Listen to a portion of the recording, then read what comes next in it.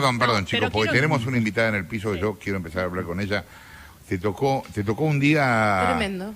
Tremendo. María Eugenia Vidal está acá con nosotros porque acaba de editar un libro que se llama Mi Camino, con Editorial Sudamericana, a donde revisa los 4 años de mandato y habla mucho de ella, etcétera.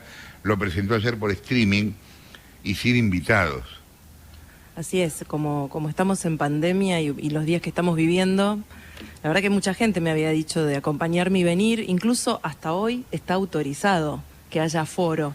Claro. Pero preferí hacerlo sin gente para cuidarnos y para mostrar que es importante que cada uno desde su lugar que pueda hacer su aporte. Quiero que hablemos del libro, pero creo que primero tengo que preguntarte claro. por lo que pasó ayer. Decime tu opinión. Bueno, lo primero que me surge es, todos estamos preocupados por lo que pasa. Todos vemos que suben los casos, todos vimos el número de 27.000, todos vimos que ayer tuvimos más muertos que en días anteriores y todos tenemos miedo. Todos estamos preocupados de que un familiar se enferme, de que no nos digan cuándo los van a vacunar. Ahora, el miedo y la prohibición no puede ser la única política para pelear contra la enfermedad. Yo no creo que sea la única política. Anoche me pasó lo mismo que le pasó a Rolo en su casa con mi hijo de 13 años y mientras tanto me enteraba que a mis amigas les pasaba lo mismo con sus hijos y que a los compañeritos de colegio de mis hijos también les pasaba. Entonces creo que fueron medidas autoritarias porque no consideraron la opinión del gobierno de la ciudad. El AMBA no es una provincia. Hay 2 jurisdicciones. Bueno, vos lo debés saber. En ningún Exacto. momento Alberto habló con la ciudad de esto. No fue consultado. Y el argumento de Alberto hoy es: no los consulté porque no iban a estar de acuerdo. Es un argumento muy triste realmente. La verdad que Porque pensar entonces que el solo diálogo no consultás, cambia nada, claro. claro. Solo preguntás cuando alguien va a estar de acuerdo con vos. Claro. Entonces, primero me parecen autoritarias desde ese lugar. En segundo lugar, me parecen medidas improvisadas. Yo creo que esta pandemia se la enfrenta con planificación, se le enfrenta con evidencia, se le enfrenta con transparencia, que creo que es lo que se intentó hacer y tratamos de aprender todos a lo largo del año. Yo sé que es difícil gobernar una pandemia y una enfermedad como esta que es desconocida, pero no podemos tomar medidas y a los pocos días, sin ni siquiera ver su efecto, tomar otras medidas y cerrar las escuelas cuando todo el mundo y todas las evidencias nos dicen que ahí no es donde se producen los contagios, habiendo aprendido lo que le pasa a nuestros hijos cuando no van a la escuela. Y sobre todo creo que esta improvisación, esta indiferencia a los chicos y lo que les va a pasar cuando no vayan, a los mozos, al bachero, al remisero que trabaja de noche, esto lo que genera es justamente lo contrario que se pretende, que es que la gente esté tranquila frente a esto, que tenga certezas, que sepa que la política entiende que esto es lo suficientemente complejo y difícil y grave para la gente como para ponerse de acuerdo y no que hace de esto un tira y afloje donde no sabemos qué es lo que va a pasar mañana. Pues es que yo ayer en Telenoche nos agarró esto en el medio del anuncio y a mí una de las cosas que después me di cuenta que más me molestó es que esto se veía venir. La segunda ola no es que empezó anteayer de casualidad acá en Argentina. O sea, la segunda ola empezó hace 7, 8 meses. Y acá discutíamos la segunda ola como si fuera una cuestión de fe. ¿Crees que va a llegar? ¿Por qué no iba a llegar? Me jode que no se haya preparado nada en el medio de esto. Yo no te digo que hubiera sido perfecto lo que prepararan, pero aunque sea que hubieran preparado algo durante 6 meses, ¿me entendés? Hubo tiempo. Yo entiendo en marzo del año pasado, y yo lo apoyé al presidente públicamente, cuando nos pidió que nos encerráramos precozmente para que el sistema de salud se fortaleciera y dado que no había vacuna, la enfermedad no creciera tan rápido. Todos entendimos eso y todos nos encerramos. Ahora, este año, después de un año de haber transitado la pandemia y sabiendo que viene la segunda ola, la respuesta no puede ser solamente encierro y miedo. Hay otras estrategias contra la enfermedad que no lo digo yo, lo dicen todos los infectólogos. Hay que testear más. No se está testeando lo suficiente en la Argentina. Las vacunas, que nos dijeron que para esta altura iba a haber 20 millones de personas vacunadas y no las hay. Y compraron 60 millones de vacunas y llegaron 7. Y eso amerita una explicación. Yo ayer decía en la presentación del libro, Es muy difícil que alguien te crea y que te siga si no le decís la verdad. O a mí me hubiera gustado que el discurso de ayer del presidente hubiera empezado con: nos equivocamos, les prometimos algo que no pudimos cumplir. Entonces, eso no aparece nunca. Aparece siempre: la gente se relajó, el sistema de salud se relajó, sí, hasta los jóvenes, hasta de los jóvenes es la culpa, pero el gobierno no asume sus equivocaciones. Entonces yo creo que se puede testear, que se puede trabajar para que las vacunas lleguen más rápido, que se puede aislar y rastrear a los enfermos, que es algo, por ejemplo, que la ciudad está haciendo. Cuando testea docentes, está testeando gente que tiene más riesgo de contagiarse. Cuando testea al que viene de viaje, está testeando a alguien que puede tener más probabilidad de traer el virus. Entonces creo que esto se hace con profesionalismo, con planificación, no con improvisación, y mucho menos para una sociedad que está tan cansada, tan agobiada, con indiferencia. Marina. Sí, María Eugenia. Marina Calabro te saluda, ¿cómo estás? Hola. Cuando te presentaba, Jorge hablaba de las dos opciones que le quedan al gobierno de Larreta en relación al tema de las clases presenciales, que adhiero a lo que dijiste y adhiero a lo que dijo Rolo. Si te tocara gestionar en este momento, ¿cómo te pararías frente a este decreto presidencial que prohíbe la presencialidad por 2 semanas? ¿Qué te parece lo más inteligente, lo más, digamos, razonable en este contexto? ¿Acatar o ir por la vía judicial y tratar de resistir? La verdad que yo haría lo que está haciendo Horacio, que sé que desde anoche está consultando con su equipo y sus asesores legales, porque este DNU tiene un cumplimiento de ley. Entonces creo que él lo que tiene que ver es en el margen de ese cumplimiento legal, qué es lo que puede hacer y si puede hacer algo judicialmente. Sé que va a hablar hoy al mediodía, seguramente allí dirá cuál es la posición de la ciudad, pero yo agotaría todos los recursos legales para que hubiera clases, por supuesto. Gonzalo. ¿Qué tal, María Eugenia? Gonzalo Sánchez te saluda. Hola, tengo la sensación de que la ciudad está pagando los platos rotos porque no pueden controlar la pandemia en la provincia de Buenos Aires. Y la verdad que, bueno, fuiste la gobernadora de Buenos Aires. ¿Es posible controlar la pandemia en la provincia de Buenos Aires, en el conurbano bonaerense? Yo creo que la pandemia no distingue la General Paz de un lado y del otro. La pandemia le llega a todos. Ahora, también creo que después de un año y de todo lo que pasó, tenemos que aprender. Creo que el testeo en la provincia de Buenos Aires no es suficiente. En la Argentina se testean 80.000 personas por día. 20.000 son de la ciudad, eso es un 25%. La población de la ciudad es del 7%. Entonces, algo de testeo evidentemente está fallando y eso demostró ser efectivo. No tenemos vacuna. Bueno, ante la ausencia de vacuna, por lo menos testeemos. Creo que no hay testeo suficiente. El Detectar tuvo un buen arranque, pero hoy no tiene presencia suficiente en la provincia de Buenos Aires. ¿El conurbano es incontrolable, sí o no? ¿Qué pensás? ¿Es manejable? Yo creo que todos los lugares, si vos pensás que la manera de prevenir esta enfermedad es poner un policía en cada esquina para ver qué hace la gente, claro. Primero no estoy de acuerdo y segundo es imposible en ningún lado. Yo creo que por eso también hay que dejar de apelar al miedo y a la prohibición y apelar a empoderar a la gente y darle responsabilidad. No es cierto que la mayoría de la gente no se cuida. No es verdad. La mayoría de la gente ha hecho un enorme esfuerzo por cuidarse desde hace un año. Porque por algo en los lugares donde se cumplen los protocolos no hay contagio. Por algo en la escuela no se contagió, por algo en los restaurantes no se contagia. Entonces no es cierto que la gente no se cuide. Sí, por supuesto hay personas que violan la norma como las hay siempre, pero yo apuesto a la responsabilidad de la gente, no a la prohibición, no al control desproporcionado, menos con las Fuerzas Armadas en la calle. Flavia.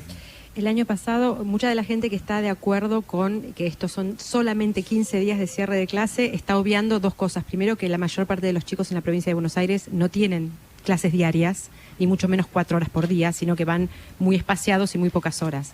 Y segundo, que arrastramos un año de ciclo lectivo en el que no hubo clases presenciales. ¿Qué ves que haya cambiado en la situación de las escuelas el año pasado en la provincia y qué se hizo durante el año para que esta vez se pudieran abrir? Porque lo que nos vemos, los que vivimos en la provincia, es que las escuelas se cerraron y se volvieron a abrir de la misma manera, pero a lo mejor vos tenés datos de conectividad o arreglo de infraestructura de escuelas durante todo el año que estuvieron cerradas. Sé que se estuvieron haciendo obras en distintos municipios. La verdad que es difícil saber porque El gobierno de la provincia no publica información. Desde el año pasado, en realidad desde 2019, no se publica información en tiempo y forma sobre la ejecución del presupuesto, sobre lo que hace el gobierno. Ahora, más allá de eso, de que no hay información publicada, a mí lo que me preocupa es que no se hizo nada si tenemos que volver a la educación virtual. Esto afecta a los chicos y en la Argentina, cuando hablamos de los chicos, el 60% es pobre. Claro. Con lo cual es altamente probable que no tenga internet y que no tenga computadora para hacer educación virtual. Pero supongamos que hablamos de los que sí tienen. Un caso como el de mi hijo, que sí tiene una computadora en su cuarto y que puede hacer educación virtual. Anoche me dijo, mamá, no voy a aprender nada, voy a estar encerrado durante horas, estoy cansado de estar encerrado en mi cuarto todo el día sin salir y no voy a aprender nada como no aprendí nada el año pasado.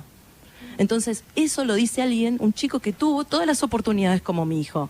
¿Qué pensamos que le pasa al chico que hoy está en Itatí, que está en La Rana, que está en los asentamientos de toda la provincia de Buenos Aires? ¿Realmente pensamos que ese chico va a aprender? Jessy. ¿Qué opinión tenés si esta decisión se toma a partir de la posición de los gremios docentes? Vos tuviste tus discusiones con Baradel, hablás en tu libro sobre lo que fue la relación con Baradel y demás.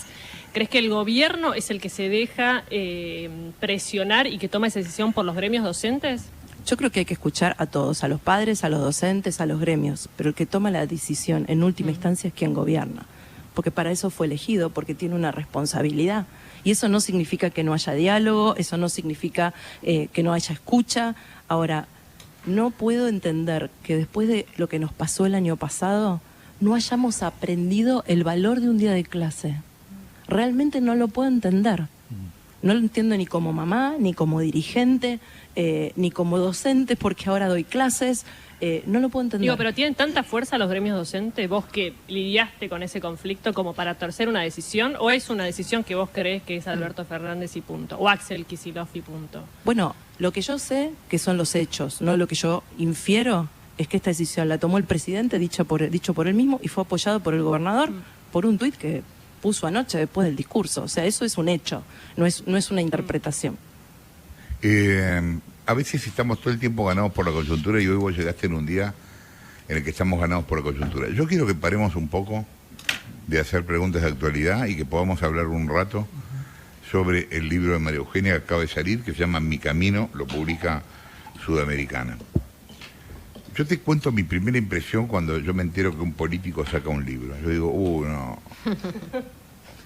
¿Quién carajo lo va a leer? Si todos los políticos sacan libros. Todos los políticos sacan libros.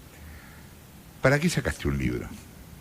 Bueno, la verdad que la primera respuesta es que lo haya publicado es lo menos relevante. Yo necesitaba, cuando me fui del gobierno, hacer una autocrítica, una reflexión, ver qué era lo que había aprendido. De hecho, el primer título del libro posible era Lo que aprendí. Y una cosa es pensar en tu casa, en el contexto de cuarentena eterna del año pasado, y otra cosa es ponerlo en un papel. Cuando vos escribís, hay algo ahí que te obliga a una mayor elaboración. Bueno, ustedes lo saben bien porque son periodistas o escritores. Cuando haces eso, hay algo que queda en el papel y que queda para siempre. Entonces, aun cuando eso no se hubiera publicado, para mí fue un buen proceso. Porque a mí para me vos el libro fue catártico. Claro, fue terapéutico, fue catártico, fue bueno. Después, cuando lo terminé, me pareció que era de valor publicarlo, porque el libro no es un libro políticamente incorrecto, no es el típico libro que escribe un político cuando se va del poder. Es un libro que muestra sobre todo mis errores y también las vulnerabilidades que tuvo nuestro gobierno. Y también intenta transmitir esto de que, primero, los problemas de la Argentina son muy complejos para que una persona los venga y los resuelva, y menos en 4 años. Y segundo, esa persona se equivoca. Esa persona puede fallar. En un sistema político donde la falla y la equivocación parece nunca poder admitirse, parte de lo que quise mostrar en ese libro es que los líderes políticos son vulnerables. ¿Qué fue lo que más te costó contar? Creo que la parte personal, porque siempre uno cuando habla de lo personal, hablé de mis hijos, de mi nueva pareja, del divorcio, de la separación, expone. Y yo no soy una una figura que esté en las revistas hablando de estos temas. Pero para mí tenía un sentido más profundo, más allá de contar los hechos. Quiere explicarte a vos. Sí, y además explicar por qué para una mujer es más difícil ocupar un espacio de poder y cuáles son los costos personales que paga por eso. Y también volver a poner en debate en la política si los hijos, cuando no militan en política ni participan de ninguna empresa y son chicos, son parte de la disputa del poder, ¿no? Y dos temas que a mí me recorrieron mucho mientras era gobernadora. Y ahí cuento situaciones que expusieron a mis hijos innecesariamente, donde la pasaron muy mal, y la pasé mal yo como mamá, solo porque alguien estaba en contra de mi gobierno o pensaba distinto a mí. Me pasó, lo contaba ayer en la presentación del libro, en el conflicto docente con los gremios en el 2018, un día antes de que empezaran las clases, la directora de la escuela me llama, de mis hijos, al que fueron toda la vida, no era un colegio nuevo, los conocían, y me llamaron para decirme que mis dos hijas mayores que iban al secundario me recomendaba que no fueran, porque había un centro de estudiantes que había preparado un escrache. Y en el caso de mi hijo más chico, que iba a primaria en ese momento, me recomendaron, pues yo iba siempre el primer día, después en secundaria no te dejan más, pero hasta primaria te permiten que el primer día los acompañes hasta la escuela. Y yo los acompañaba, a mi hijo lo acompañaba hasta la puerta, y me recomendaron que no fuera hasta la puerta, porque había un grupo de padres que tenían carteles contra mí. El problema no era, a pesar de que para mí el escrache no debería estar habilitado como forma de hacer política, el problema no era que me escracharan a mí. El problema es que mis hijos iban a ver eso. Con lo cual mis hijas no fueron a su primer día de clase y mi hijo más chico fue conmigo en el auto, y cuando llegamos a la puerta fue con su hermana mayor y le pedí a su hermana que se bajara con él y lo acompañara hasta la puerta de la escuela, y le tuve que saludar adentro del auto. Tal vez para muchos puede ser una pavada. Para mí fue muy importante. ¿Les contaste por qué ese día no iban? Sí, lo hablé con ellos. ¿Y cómo se lo tomaron? Mal. Mal porque les pareció muy injusto. Ellos nunca lograron entender desde qué lógica ellos eran parte del debate político. No lo lograron entender y lo sufrieron muchas veces. Y eso es parte de lo que planteo en el libro. ¿Hasta dónde? ¿Hasta dónde puede llegar la política para hacer que el otro baje los brazos, desista, no siga peleando, se sienta mal, ¿no? Y los puse por eso. Y después también los puse porque creo que mucho de lo que me pasó en términos personales tiene que ver con ser mujer. A ningún gobernador varón escuché nunca que le pregunten cómo hace para cuidar a sus hijos y cómo hace con la casa. Es una pregunta que a mí me hacían todo el tiempo, ¿no?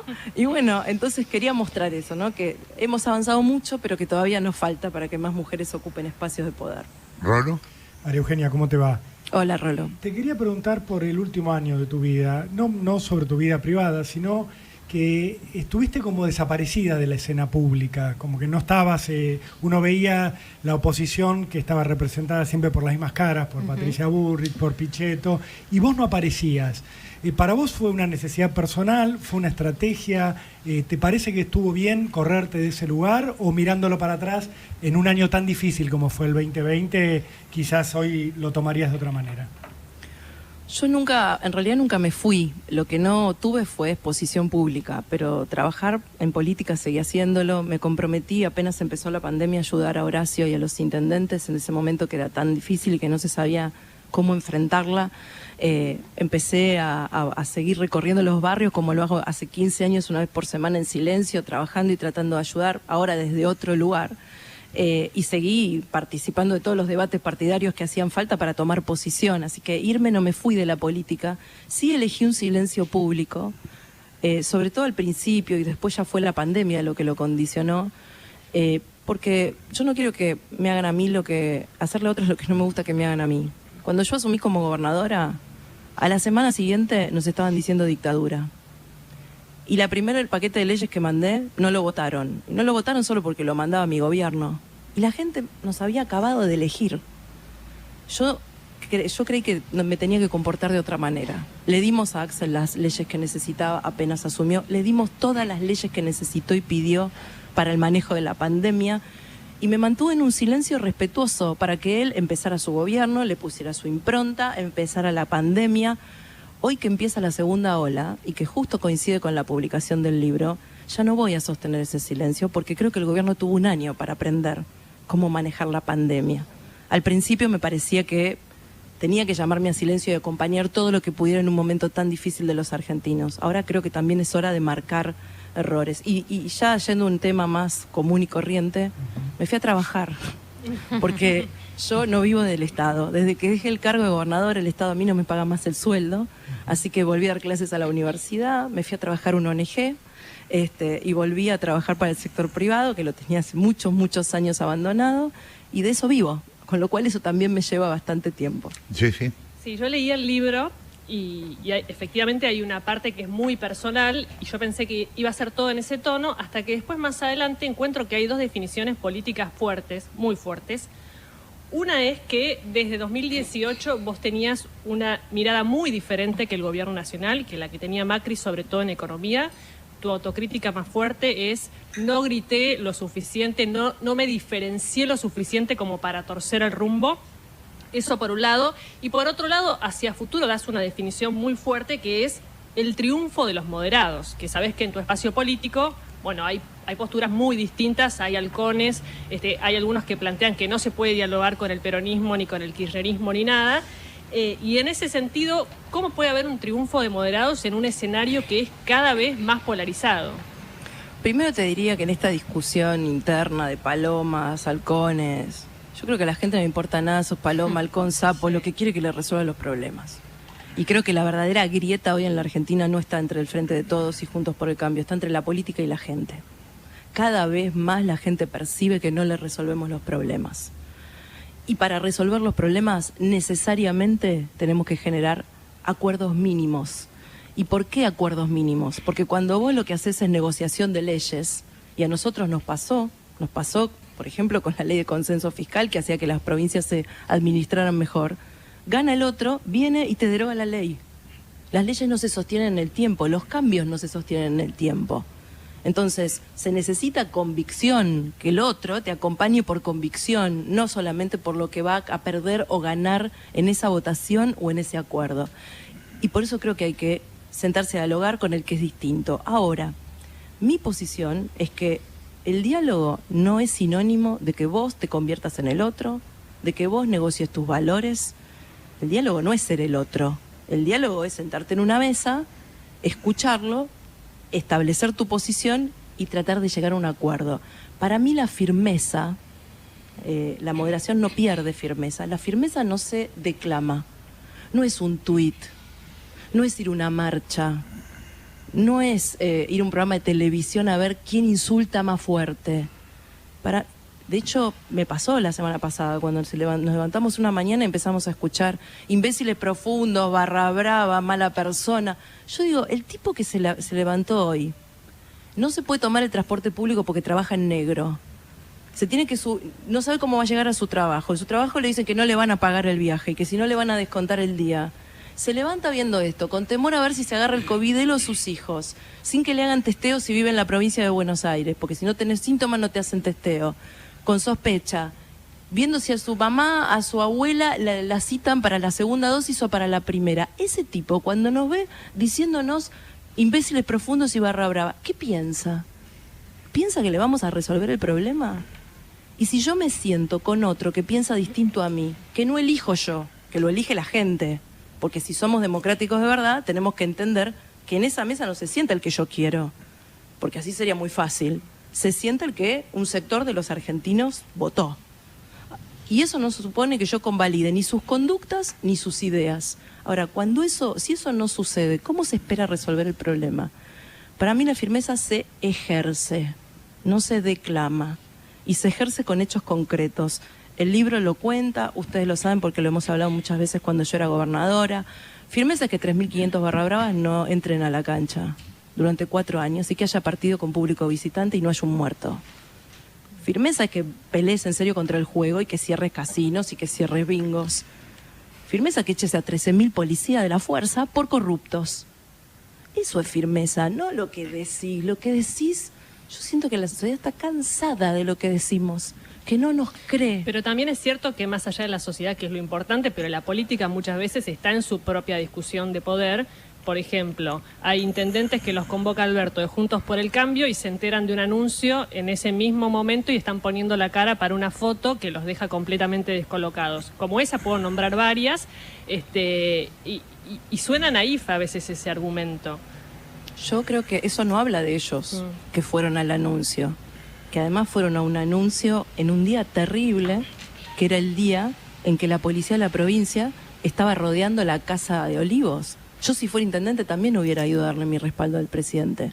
¿Cómo podía ser que la policía bonaerense rodeara la casa del presidente en una actitud como esa? Yo también hubiera ido. Y no fueron a, obviamente, a escuchar el anuncio de coparticipación. Ahora, eso no habla de ellos. No fueron ellos los que se equivocaron. De lo que habla es de Alberto, que sin decirles nada, aprovechó su presencia para anunciar algo en contra de la ciudad. Entonces, yo creo que los ámbitos institucionales son necesarios. La última foto, pasó lo mismo en La Rosada, con Cristian Ritondo y Jorge Macri, fueron a que les firmaran convenios de fondos para que los intendentes hicieran frente al COVID. Eso es fondos para que cada bonaerense tenga más lugares de testeo, más camas en terapia, más respuestas, que son las que hoy necesitamos. Yo, como intendente, nunca hubiera dicho que no, porque vos tenés primero tu responsabilidad como por la gente y después si queda bien, si queda mal. Eso es de segundo orden, pero totalmente. ¿Tenés diálogo? Perdón, ¿no? Porque lo nombraste a Cristian Ritondo en la reunión en la Casa Rosada, donde estaba también Guado de Pedro, y me acordé de Máximo Kirchner. ¿Tenés diálogo con Máximo Kirchner? Yo tengo diálogo vía chat, sobre todo, que es lo que más se usa en estos tiempos y sobre todo por pandemia, con muchos dirigentes del oficialismo, como los tuve cuando era gobernadora y ellos eran oposición. A mí, y eso me parece normal. Lo anormal es no hablar. Hay leyes que se discuten en el Congreso, hay decisiones que se toman por la pandemia. Si alguien quiere preguntarme qué pienso, ¿por qué no hacer mi aporte? Yo no le quiero decir a los argentinos que tienen que esperar 2 años y medio para estar bien cuando gane Juntos por el Cambio. Me parece mezquino, me parece chiquito, me parece que es lo que nos trajo hasta acá. Entonces, tengo esa posición y sí, voy a dialogar en la medida que sea un diálogo, y eso no supone que ni me voy a volver defensora de sus causas, ni de sus conductas, ni voy a avalar nada de lo malo que hacen, ni voy a convalidar ideas en las que no creo. Martín. Buen día, María Eugenia. Voy a jugar un poco con el título del libro de Macri. Dale. Perdiste el primer tiempo por goleada, te fuiste al descanso por lo menos por goleada. Hay un segundo, primera pregunta, ¿por qué crees que perdiste? Segunda pregunta, ¿hay un segundo tiempo? Y tercera pregunta, ¿qué cambios harías para encarar el segundo tiempo si es que hubiera un segundo tiempo? Bueno, el primer tiempo sí, bueno, la gente no me votó y no me eligió, con lo cual está claro que lo perdimos. Hay muchas causas, yo no me detendría en una sola.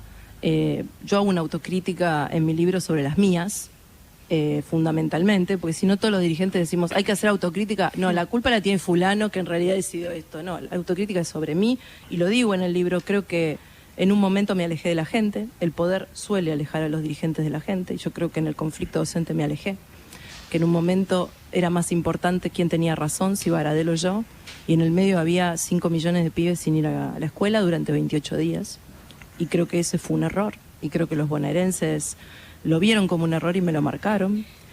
Creo, como dije también, que tuve un gabinete que podría haber sido mejor en términos de paridad, que podría haber sido mejor en términos de representatividad del interior de la provincia. Había muchos ministros del conurbano y muchos ministros de la ciudad.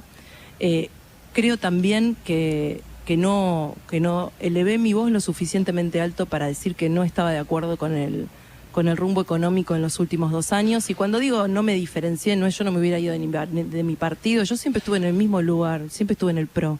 Nunca me moví, tengo coherencia y voy a seguir estando ahí. Ahora, muchas veces confrontar internamente ayuda a que las cosas cambien. En ese momento yo prioricé acompañar al gobierno nacional, que era el primer gobierno no peronista que tenía que terminar en 90 años, y no dar un debate interno mucho más fuerte y profundo sobre los cambios económicos que había que hacer. Y creo que eso fue un error que también nos hizo perder la elección. Gonzalo. María Eugenia, vos estás sacando un libro. Los políticos cuando sacan un libro también lanzan un proyecto, aunque no quede en la superficie, es lo que todos interpretamos y sabemos. Detrás de un proyecto político hay una ambición, y aunque la palabra suene mal, yo quiero saber qué estás ambicionando, a dónde querés ir y si te ves disputando, por ejemplo, el liderazgo con Rodríguez Larreta, una candidatura presidencial. ¿Cuál es concretamente hoy tu ambición política? Yo hoy tengo claro lo que quiero hacer con H, ¿no? ¿Qué quiero aportar por la Argentina? Soy una persona que tiene vocación pública, trabajé en el Estado 20 años, me gusta hacer eso, me gusta transformar, me gustan los desafíos y me gusta lo difícil. Por eso fui a la provincia y contra toda la racionalidad de mucha gente que me rodeaba. Me fui ahí porque era el lugar que creía que era más difícil. Y sigo eligiendo lo más difícil, tanto en la provincia, en el país, en la ciudad, en el lugar que me toque. El lugar que voy a ocupar, lo que voy a hacer con ese sin H, eso lo va a definir la gente. Y no me preocupa en lo más mínimo, porque hoy me siento parte de un proyecto que creció. Juntos por el Cambio creció. Tiene más liderazgo, tiene más dirigentes, con lo cual no estoy impulsada en el corto plazo a tomar ninguna decisión sobre ninguna candidatura, ni ahora ni en el 23. Lo que sé es que voy a estar poniendo el cuerpo, como lo puse siempre, defendiendo mis ideas como las defendí siempre, y bueno, de ahí en adelante la gente va a decidir dónde estoy. A veces me causa gracia cuando escucho que hay una mesa política, un grupo político, que por tal dirigente que tal dijo que otro debería ser presidente. Eso en la vida real no funciona. Es candidato y luego es presidente, gobernador, jefe de gobierno, lo que sea. Uno es por la gente, no es porque lo decide ningún político. ¿Macri te jodió? No, de ninguna manera, no. Primero, él fue el que me dio, y lo dije ayer y lo digo en el libro, él fue el que me dio la primera oportunidad. Como Horacio me dio la primera oportunidad en la gestión, él me la dio en la política. Por eso digo que son como mis padres, ¿Con cuál te profesionales. quedás? No, los dos. No. Es como la madre y el padre, no se puede elegir. Claro. No se puede elegir, porque además me dieron oportunidades en lugares distintos. A veces cuando veo que los jóvenes, muchos hablan de irse, yo agradezco mucho porque yo era muy joven y ellos me dieron una primera oportunidad y necesitas a alguien que te la dé. Con lo cual nunca podría decir que Mauricio me jodió, porque además sigo teniendo un vínculo de afecto genuino con él. Y eso no quiere decir que pensemos igual en todo, y que seamos iguales, y que siempre nos pongamos de acuerdo. A lo mejor hasta en la mirada de la que pasó pensamos distinto. Y yo lo respeto. Ahora, también creo, y aprendí, eso es parte de lo que aprendí, que cuando uno piensa distinto dentro de un espacio, tiene que plantarse, tiene que dar la discusión. Yo la veo muchas veces, lo hacía en nuestro gobierno y lo hace siempre Lilita. Lilita no se va a ir nunca de Juntos por el Cambio, eso creo yo. Ella cree en este espacio, ella cree que tiene que ser desde acá. Ahora ella dice siempre lo que piensa. Sí, tal cual. Y eso muchas veces, aunque incomodó, ayudó a que el espacio mejorara, siendo gobierno y no siéndolo. Con lo cual, a partir de esta nueva etapa, estoy convencida de tomar ese camino. Jessy. ¿Te gustaría ser candidata a presidenta? Me gustaría transformar la Argentina. Después veremos dónde me pone la gente y cuándo. No estoy apurada. Sí. O sea que sí. Me gustaría transformar la Argentina. Veremos qué lugar me toca. ¿Qué transformación? Perdón que me meta. ¿Qué cosa transformarías? Bueno, ya que estoy hablando con vos, lo primero que transformaría es definir un rumbo económico, que es parte de lo que nos pasa hoy. No sabemos, yo voy al supermercado, hago las compras de mi casa. Cada vez que voy me cuesta más plata. Y pienso en mucha gente que no tiene mi sueldo y cómo hace para darle de comer a 2 hijos, para comprar carne, para comprar leche, cómo hace. Entonces, primero, me parece que lo más urgente en la Argentina es definir un rumbo económico que salde esta sensación de inestabilidad que tenemos, no de ahora, desde hace mucho tiempo. Y para eso se necesita un plan, se necesita un camino de estabilización. Me parece que sin eso no va a haber, sin crecimiento y sin un camino de estabilización que baje la inflación que tanto nos corroe el salario, sin eso no va a haber nada de lo demás. No va a haber ni trabajo, ni va a haber otras cosas. Lo segundo es que creo que, en segundo caso, creo que no hay que hacer. Yo creo que no hay que discutir lo institucional.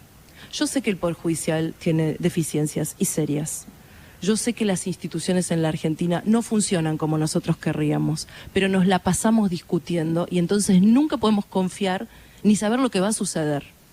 Yo creo que por un tiempo deberíamos dejarlas tranquilas y nuestra máxima reforma sería no reformar nada. Eso ya sería un paso. La Corte tuvo 9, 7, 5 miembros a lo largo de 100 años. Nada cambió por eso. No cambia la cosa estructuralmente porque hagas leyes nuevas. Más bien generás inestabilidades, sospechas de que el otro por lo único que lo quiere hacer es para beneficiarse en sus causas, etc. Y la tercera creo que hay que priorizar. En esto de estabilizar la economía, los argentinos tenemos que asumir que somos potencialmente ricos, pero no somos ricos. Tenemos un 42% de pobreza, 60% de nuestros pibes son pobres, tenemos muchos años sin crecer sostenidamente y eso supone que tenemos que definir nuestras prioridades. Tenemos un Estado que hace todo y todo lo hace mal. Hace un poquito de cada cosa y en ninguna llega a dejarnos satisfechos. Y distintos gobiernos que hacen todo al mismo tiempo, municipales, provinciales, nacionales. Y esto no le pasa a un partido, le pasa a todos. Entonces creo que también parte del acuerdo es priorizar y elegir y saber lo que vamos a hacer en un lugar y hacerlo sin parar durante 10 años para que dé un resultado que nos diga, che, no solo mejoramos este tema, ¿viste que al final podíamos? ¿Viste que al final en este país algo se puede arreglar? ¿Rolo? María Eugenia, te vuelvo a llevar al pasado un poco y pensando en tu libro. Jorge te preguntaba, Macri te cagó, vos le dijiste que no, pero te quería preguntar algo, es una duda que me ha quedado mucho más puntual. Vos mirando para atrás, ¿sentís que si hubieras desdoblado las elecciones en 2019, hubieras podido tener más chance de ganar como gobernadora? ¿O bien sentís que si hubieras sido candidata a presidente, hubieras tenido más chance de que hoy no estuviera el kirchnerismo en el poder? Bueno, primero definamos ganar, ¿no? Supongamos que hubiera ganado la provincia y luego Mauricio perdía la elección. La provincia de Buenos Aires no sale sola adelante, no sale sin el apoyo del gobierno nacional. Los problemas de la provincia de Buenos Aires, en particular el conurbano, no es un problema provincial, es un problema nacional. Es el lugar de mayor concentración de pobreza de la Argentina, con lo cual no creo que el desdoblamiento, el no desdoblamiento haya sido un error. No me arrepiento de no haber desdoblado, no me arrepiento de haber rechazado el plan B. Creo que cuando uno como espacio político empieza a discutir esas cosas, es que hay algo más profundo que está mal. Hay algo que no está funcionando cuando tenés que pensar en candidaturas alternativas o fechas electorales. En ese sentido no me arrepiento de no haberlo hecho. Marina. Sí, un poco en línea con lo que planteaba recién Rolo. Recién hablabas de tu vocación por transformar la Argentina. Bueno, yo leo lo mismo que leyó Jessy, que no descartás el 2023 para una candidatura presidencial. En ese caso, la pregunta es si le disputarías ese rol al expresidente Macri en una interna, en una PASO, si irías, digamos, por esa candidatura, por la formalización de esa candidatura, y qué rol crees que debe tener él en el armado de la oposición. Primero, no sé, me parece como 23, me parece... Sí, ya sé que es. Sí. O sea, no ni me imagino. No sé si Mauricio se presentaría, no. Los la dos verdad dejan que la no lo sensación sé, de que no sí. lo sé. Me parece como que me falta una vida para eso y que además tampoco eso es lo que le importa a la gente. Que como hablábamos al principio, me parece que hoy todos están pensando en la escuela de sus hijos y si trabajan en un bar qué les va a pasar o en un restaurante. La verdad que no me imagino y me parece que Mauricio tiene que tener el rol que él elija. El rol que él elija. Mauricio es una persona en la política argentina importante y él tiene que elegir qué espacio quiere ocupar. Hasta ahora ha dicho que quiere ser alguien que promueva nuevos liderazgos y que transmita su experiencia de presidente. Pero el rol lo va a definir él y si quiere ser candidato, la gente va a definir si lo acompaña o no. Hablas en el libro, en la parte que tiene que ver con la intimidad, con la familia, que tus hijos lo que más sufrieron es las campañas electorales. En pocos meses viene una campaña electoral y hay sectores de Juntos por el Cambio que creen que tenés que competir, que jugar tu imagen. ¿Cuánto se pone en juego en esta elección y qué pensás sobre aquellos que te piden que seas candidata? Bueno, lo que se pone en esta elección en juego es si el Congreso va a seguir siendo un lugar donde los temas en muchos casos se tienen que debatir cuando cuando los diputados que pertenecen al bloque de La Baña, de Schiaretti, digamos, no acompañan el oficialismo o no. O si se va a transformar en un lugar de mayorías donde las cosas ya no van a poder ser discutidas, ¿no? Y ni consensuadas ni dialogadas. Creo que eso es lo que se pone en juego, es una elección intermedia. No me preocupa, la verdad, quién encabece la boleta. Por supuesto que me han pedido y será materia de análisis familiar y personal también la decisión. Pero la verdad es que creo que la gente no vota, y también lo aprendí en esos años, la gente no vota una persona con nombre y apellido más allá que sea la que encabece la boleta. Vota lo que representas. Si Juntos por el Cambio entiende lo que tiene que representar en esta elección, ¿a quiénes tiene que representar? Que es a los argentinos, al que perdió el laburo, al que no quiere un IFE, al que no quiere un IFE, quiere volver a abrir la puerta de su taller y que vengan autos a arreglarse. A que no quiere que suelten a los presos, porque le da miedo que le pase algo a sus hijos y porque le parece injusto. Digamos, me parece que si nosotros entendemos a quién tenemos que representar, no es un problema de candidatos. ¿Qué te dice tu familia? Bueno, mis hijos preferirían que espere y que no vuelva tan pronto a un cargo público, sobre todo el más chico, Pedro, porque creo que también es al que más lo impactó todos los años de gobernación. Pero cuando me divorcié, yo digo que armamos una nueva familia los 4. Y en esa nueva familia hay un acuerdo de que cada uno de los 3 va a hacer por el otro todo lo que tenga que hacer para que sea feliz. Y para que pueda hacer lo que le hace feliz. Así que yo creo que me van a apoyar en la decisión que tomen, pero no deja de ser difícil. No deja de ser difícil y me cuesta desde lo personal. Hoy tengo un apoyo que antes no tenía, hoy tengo una pareja. Mientras fui gobernadora no la tuve y eso también fue duro. Y bueno, estoy menos sola en ese proceso personal que siempre es difícil. Jessy. Sí, me quedé pensando en el tema de la parte familiar de lo que contás y lo que fue el divorcio y a su vez ir a vivir a una base militar todo junto, ese proceso. Yo digo en el libro que un psicólogo en ese momento me dijo, hay 4 situaciones que generan trauma en las personas. La pérdida de un ser querido, la mudanza, el cambio de trabajo y el divorcio. Bueno, yo la mudanza, el cambio de trabajo y el divorcio lo tuve en 3 meses. Y la gobernación de la provincia. No sé qué te quejaste, era linda la base aérea. ¿Te acordás que estuvimos ahí, me invitaste? Sí. Un gran lugar, muy lindo lugar. Hermoso. Más que nada acogedor. Muy acogedor, sí. Hogar, dulce hogar. Sí, yo lo cuento en el libro, ¿no? Porque no sé qué se imagina la gente que es una base aérea, pero en un lugar bastante desolado, porque ahí no vivía nadie, ¿no? Y los militares siempre tienen todo muy prolijo y ordenado, así que los cordones pintados. ¿Viste una la casa serie bastante Borgen? sencilla, sí la vi. ¿Viste que es una primera ministra que está cruzada por un montón de presiones y asuntos y en un momento hasta sus hijos quedan muy involucrados en una cuestión mediática? ¿No te sentís un poquito representada por ese personaje? Bueno, sí, la vi toda la serie. Hay un momento... Igual, perdón, Borgen, comparado con Argentina... No, eso es Suiza. Ojalá me hubiera tocado Borgen, ¿no? Es una historia para nene. Es un cuento infantil. Escuchame, Totalmente. al tipo le hace quilombo por comprar un vestido. O sea, cualquier jefe de prensa de un municipio se compra la fábrica, no un vestido. No, sí, la verdad que me identifiqué más que nada en lo que ella siente. Pero hay un capítulo donde aparece una hija que tiene problemas de consumo y aparece un equipo periodístico sacando fotos de su lugar de internación. Eso me refería. Y a mí me pasó durante la campaña que se publicó una fake news que se viralizó sobre una de mis hijas diciendo que estaba internada en la clínica Abril por depresión y sobredosis.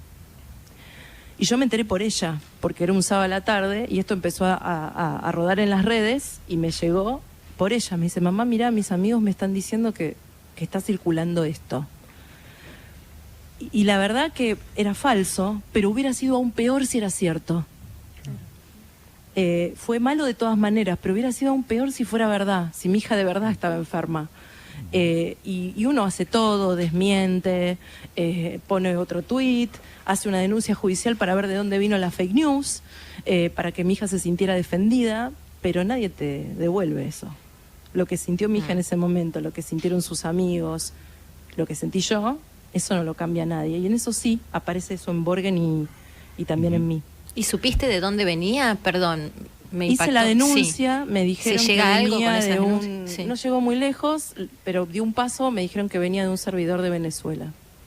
Eso me dijo el juzgado. Después nunca más avanzó sobre de dónde ni quién lo había hecho. Como todo, digo, quedaron muchas cosas que Sí. te pasaron sin avanzar. Vos te dejaron balas en la puerta de tu casa, se metieron policías en tu despacho en la gobernación. Digo, por citar algunos de las menores cosas. Y ahora el que era el jefe de asuntos internos de tu policía, de tu Ministerio de Seguridad, está procesado por espionaje.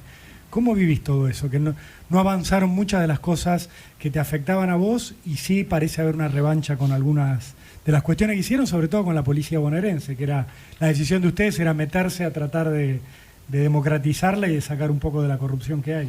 Me parece lamentablemente previsible, porque cuando vos atacás al sistema, el sistema, su primer manera de defenderse es mostrar que vos sos igual que él.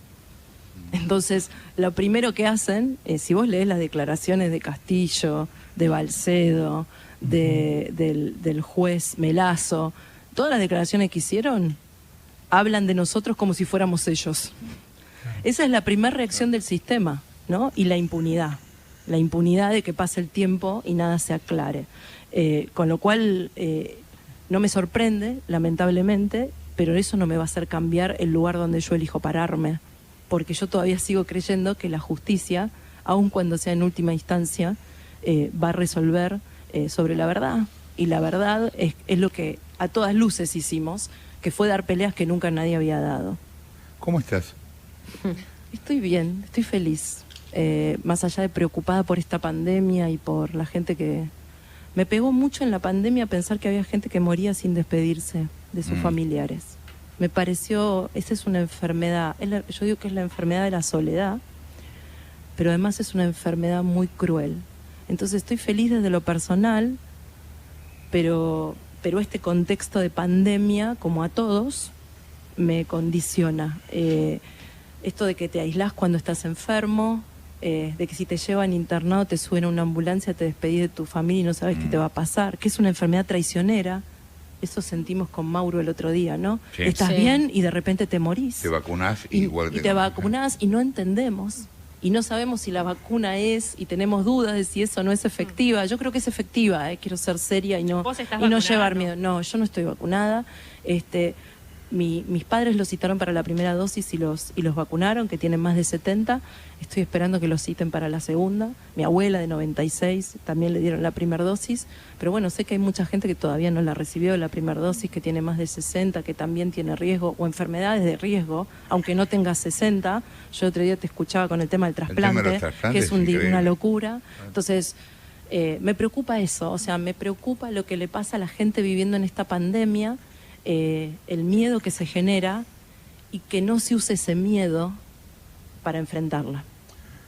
Gracias por haber estado acá. Gracias a ustedes. Caíste en un día difícil, pero sí, bueno. pero les agradezco igual que me hayan permitido charlar No, sobre el libro por un favor. rato. Dale.